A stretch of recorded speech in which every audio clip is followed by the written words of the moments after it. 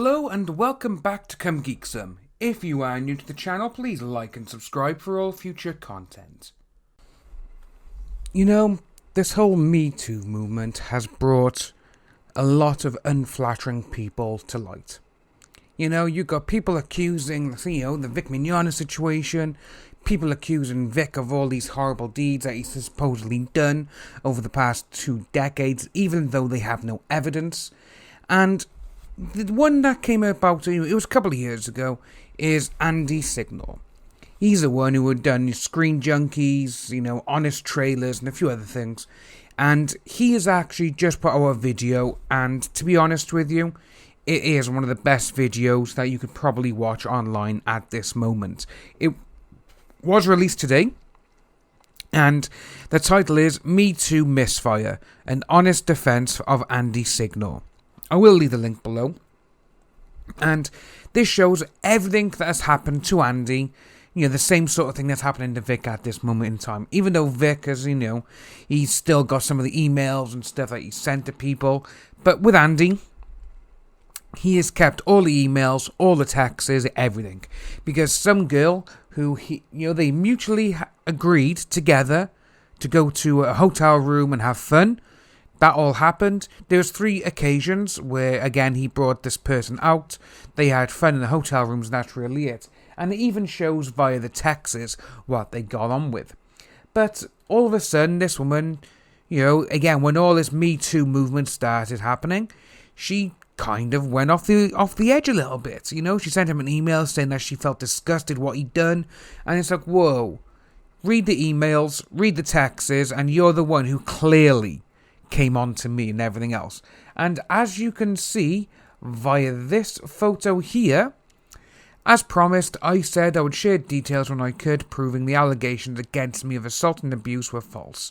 The time has come. And he actually has the texts, and again, this is by here, because what had happened, they were talking and everything else, and she, his accuser said, come back for round 2. And he went, I can't work as me. And her reply to that was, I'm supposed to be the one effing you.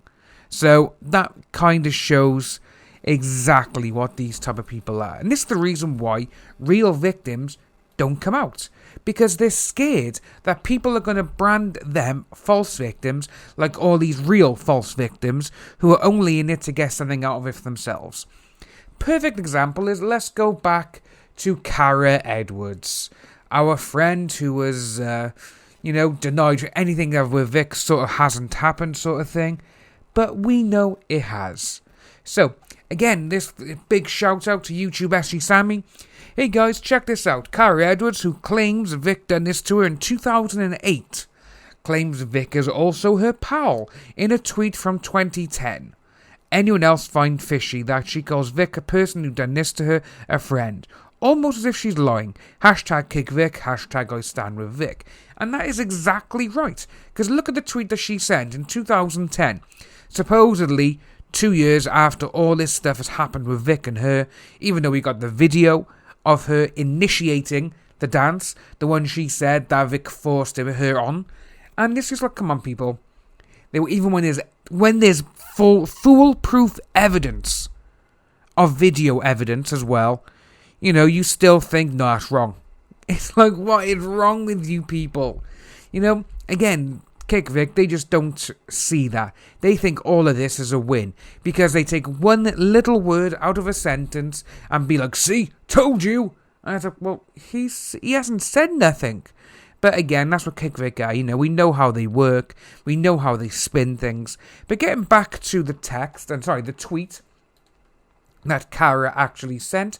And the tweet was, Florida bound for ShadowCon. Can't wait to see my pals Kyle and Vic and hang with the coolest anime fans around. That to me, it just shows that she is lying. And again, that Umbrella guy, he posted it as well. He actually retweeted it and goes, that's it, isn't it? They seem to all have been fine until suddenly in 2019 they all recalled that they hated Vic. Weird how much fanfic we've been sold related to that too. And it is.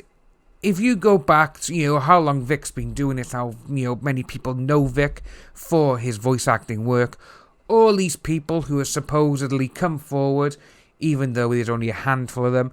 And again, people on Kick Vic will say, well, Monica and all these people, they have 12 people on their side. Vic's only got the one.